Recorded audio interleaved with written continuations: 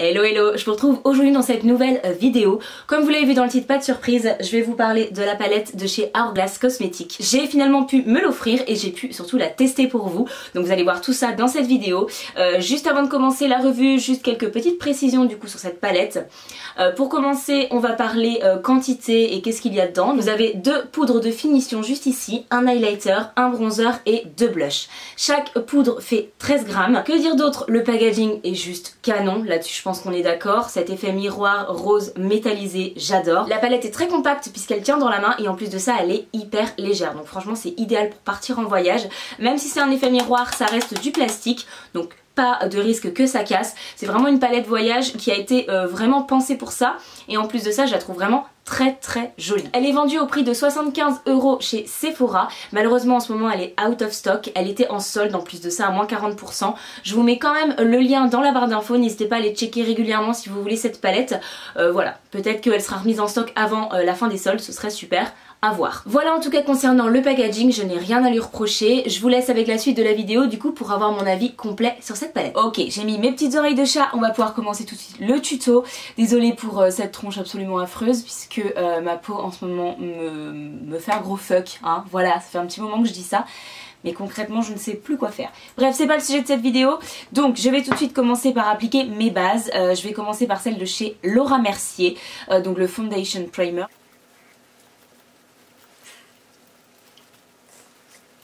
Je suis dégoûtée pour mon bouton là.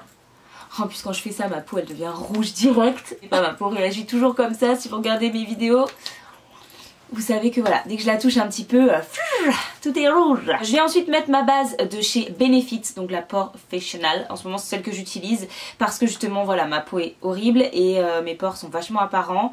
Vous allez me dire, t'aggraves ton cas en utilisant ce genre de base. Oui, certainement. Mais en même temps, mes boutons, moi je la mets que sur ma zone T, cette base-là, et mes boutons se localisent au niveau de mes joues, et particulièrement au niveau de cette joue, pour le coup. J'ai quelques petites rougeurs là, mais c'est tout. Donc bon, voilà. Ensuite, avant de passer au fond de teint, je viens prendre ce petit stick, je ne sais même, je crois que c'est un Maybelline, franchement il est... Ouais, Maybelline New York, voilà. Anti-rougeur, c'est un stick en crème vert. On va venir mettre le fond de teint. Donc en ce moment vous le savez je mélange le Huda Beauty en teinte crème brûlée 150G. Oui c'est ça. Et le NYX Can't Stop Won't Stop pardon, en teinte light. Voilà parce que celui-ci est trop clair, celui-là est trop jaune. Et je sais pas, je trouve que ensemble ça me fait un teint, une couleur en tout cas qui est nickel. Et la tenue est parfaite, enfin ils matchent vraiment bien ces deux fonds de teint là. Donc je mets environ pour mon visage 2 pompes du NYX et une pompe du Huda Beauty. Hop, et je mélange en fait directement sur ma peau.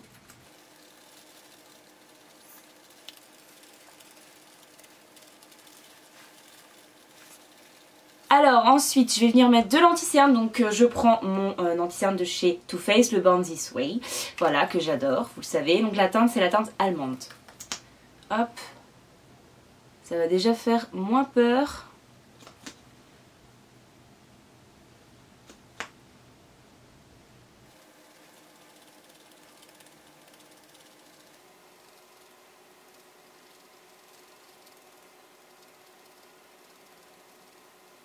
Voilà, donc je vais poudrer avec la poudre jaune de la palette.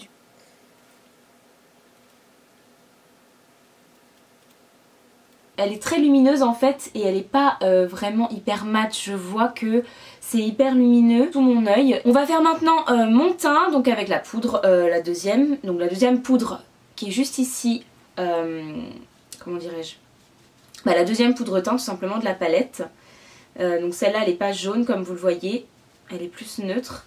Donc j'essaie de ne pas mettre mon pinceau dans le bronzer, ça par contre c'est pas du tout pratique pour utiliser ces poudres là. Quand on les utilise comme moi avec un pinceau assez fluffy, c'est un peu galère, hein, honnêtement.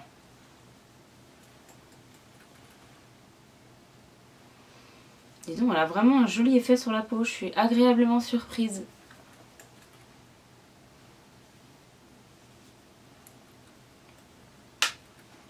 Elle a un côté très velouté sur la peau. Ça n'a pas un effet complètement mat, ça a un effet ouais, velouté, c'est vraiment le mot, franchement. On a un fini qui est quand même bien lumineux, hein. Ça c'est ce qu'il promettait. Et franchement, on le voit, moi je le vois, ce côté bien lumineux de la poudre. J'ai pas du tout le teint qui est terne, bien au contraire. Franchement c'est très joli. Par contre elle comble pas énormément les pores, parce que là quand même on voit encore que mes pores sont bien apparents, hein, voilà, on les voit encore, on va pas se le cacher. On va venir maintenant continuer le test de cette palette du coup avec le bronzer qui est juste ici. Je le trouve vraiment très très beau.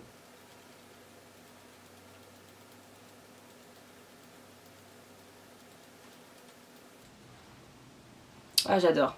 Bon, pas de surprise pour moi puisque j'avoue que ce produit là je l'ai déjà testé, je vous l'ai déjà montré en vidéo d'ailleurs, et même moi au quotidien je l'ai déjà testé. J'aime beaucoup la teinte de ce bronzer parce qu'il est justement pas trop foncé pour ma carnation, donc si vous avez la peau claire comme moi. Aujourd'hui, vu ce que j'ai prévu pour mes lèvres et par rapport aussi à mes yeux que j'ai déjà fait, je vais prendre la teinte, alors c'est ce blush orangé. Blush, il s'appelle le Luminous Glow celui-là. C'est des blushs qui sont lumineux, comme vous allez le voir. L'application c'est juste un bonheur avec ces blushs là parce que la pigmentation est juste parfaite. On retrouve un petit peu la pigmentation de Benefit, c'est à dire que voilà, il y a, je sais pas, les poudres se fondent à la peau et en même temps c'est pas trop pigmenté et c'est très très modulable, c'est à dire que là j'ai mis 2 couches, c'est largement suffisant, j'en ai peut-être mis un petit peu trop. Je sais que si j'en rajoute j'aurai plus de couleurs en fait, donc ça pour des blushs pour moi c'est nickel. C'est ce que j'aime beaucoup. On va venir tester maintenant l'highlighter de la palette. Donc il s'appelle le Euphoric Strobe Light. Donc je sais pas si vous voyez le rendu à la caméra, sinon de toute façon je vais vous rapprocher pour que vous puissiez voir mon teint après. Mais il est discret comme highlighter, c'est sûr c'est pas l'highlighter de l'année selon moi, hein, clairement. Honnêtement je pense que je vais le rappliquer avec du spray fixateur pour le rendre un peu plus intense parce que j'ai prévu de sortir ce soir. Du coup voilà, j'ai quand même envie d'un highlighter un peu plus voyant que ça. Donc je mets de l'highlighter sur mon pinceau, j'hésite pas à en mettre, hein. Donc je l'applique en tapotant pour ne pas déplacer le maquillage qui est en dessous et que c'est encore mouillé. Voilà, donc là on a quelque chose déjà, moi que je préfère hein, au niveau pigmentation.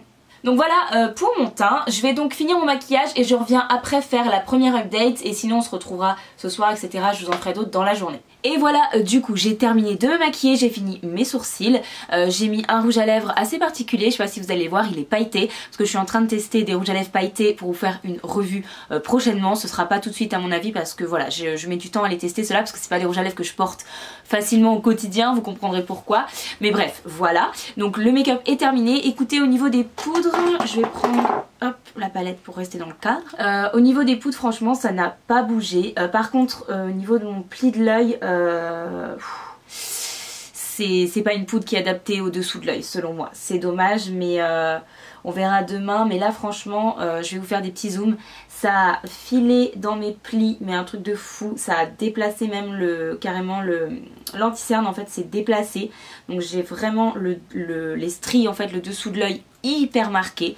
Donc voilà, donc la poudre en tout cas pour le dessous des yeux, non je valide pas. À voir demain, on réessaiera, mais là aujourd'hui en tout cas déjà maintenant je valide pas du tout. Les ridules du coup sont hyper marquées et comme je vous le disais ça a filé dans les plis, donc no. Et je sais que ça vient pas de l'anti-cerne puisque avec cet anti-cerne là ça ne me le fait jamais, du moins avec les autres poudres que j'avais essayé, mais avec celle-ci si, donc je pense que c'est la poudre qui est trop épaisse pour le dessous de l'œil. Par contre pour la poudre visage je suis super contente, ça n'a absolument pas bougé, ça ne file pas dans mes petits plis, mes petits ridules de peau, ça ne marque pas mes zones de sécheresse, pardon c'est dur à dire, ça n'a pas bougé pour le moment. Écoutez non, franchement rien à dire, bronzer, blush, highlighter pareil. Je vous retrouve tout à l'heure, alors soit je vous ferai une update dans l'après-midi, mais si je vois que mon teint n'a absolument pas bougé, je vous ferai uniquement une update ce soir. Hello, du coup update, je suis pas revenue cet après-midi parce que mon teint n'avait pour ainsi dire pas bougé. Là il est du coup minuit, donc j'ai appliqué les poudres vers midi et demi on va dire, donc ça fait voilà 12 heures que je les ai sur le visage. Alors je prends un miroir pour regarder du coup, donc je brille hein, clairement au niveau du front, au niveau ici et là, le menton ça va, c'est pas non plus catastrophique. Au niveau de la poudre sous les yeux par contre là c'est pas du tout, c'est pas bon du tout quoi. Donc déjà ça a filé dans les plis, mais pas tellement plus que tout à l'heure, peut-être plus sur cet œil là je trouve. J'ai l'impression que ça a vachement filé dans les plis, mais je vais vous faire des petits close-up de plus près. Et par contre, c'est beaucoup moins lumineux, c'est terne et ça a asséché mon contour de l'œil parce qu'on voit très bien ici. Autant la poudre visage, je suis agréablement surprise. Elle est restée bien lumineuse en plus, je trouve. Mon teint n'a... Voilà, je brille, mais franchement c'est très très bien. Par contre la poudre pour le dessous des yeux, clairement non, j'aime pas du tout. Hello, on se retrouve pour ce deuxième jour de test de la palette Hourglass. J'étais en train de me maquiller, du coup j'en suis au fond de teint, il me reste l'anti-cerne et du coup toutes les poudres à mettre. Voilà, je voulais pas faire l'anti-cerne tout de suite parce que j'aime bien poudrer rapidement, sinon ça a tendance à faire un effet cakey et comme on est en train de tester la palette, je veux pas que ce soit faussé. Par contre j'ai déjà appliqué mon fond de teint, du coup je vous ai pas refilmé ça aujourd'hui puisque vous avez vu, enfin je vous l'ai déjà filmé hier, ce que j'utilise en ce moment au niveau de mon teint, donc je vais pas vous refaire ça pendant 3 jours. Voilà, donc c'est parti, je vais appliquer du coup l'anti-cerne comme hier, le Born This Way et on va poudrer avec la palette Hourglass. Aujourd'hui j'ai envie de poudrer différemment, je vais essayer de poudrer également le dessous de mon œil avec la poudre ici, la première poudre qui est un peu moins jaune. Et je vais essayer d'appliquer la poudre jaune au niveau de ma zone T pour illuminer. Voilà, on va voir ce qu'on va réussir à faire. Mais en fait ce que je veux c'est surtout tester cette poudre-ci sous le dessous de mon œil pour voir si elle est plus fine que l'autre ou pas. Voilà, bref c'est parti, on va faire ça. Donc c'est parti, je prends cette poudre-ci, hop, avec mon petit pinceau. Je fais une petite retouche pour éviter justement que mon dessous de l'œil soit trop marqué et je poudre. C'est très étonnant mais ça m'a terni mon dessous de l'œil là. Regardez, avec juste l'anti-cerne et avec la poudre. Je suis pas du tout satisfaite là. Bon, c'est pas grave, on va faire l'autre œil aussi. Enfin voilà, non, je suis pas du tout satisfaite. Ça me ternit le dessous des yeux, je pense que vous le voyez à la caméra. Je n'aime pas du tout, vraiment. Très déçue, alors que pour le teint, je l'aime bien. Donc je vais l'appliquer sur tout le teint. Je vais éviter de le mettre sur la zone T quand même, parce que je vais mettre plutôt la poudre jaune. J'applique la poudre jaune du coup sur toute ma zone T. J'aime bien le rendu des poudres sur mon teint, mais alors pour le dessous des yeux, je déteste. J'applique le bronzer.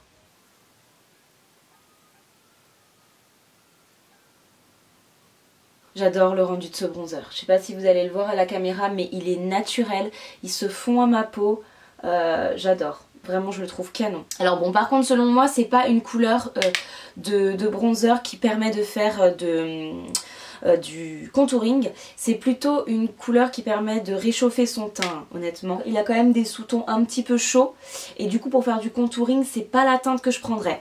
Par contre c'est un blush, alors pourquoi je dis un blush? C'est un bronzer qui est top pour réchauffer son teint de manière naturelle, pour les peaux claires j'entends évidemment, parce que du coup il a cette teinte qui est entre guillemets un petit peu chaude sans faire orangé, hein. Je pense que vous le voyez bien à la caméra, il est pas orangé du tout.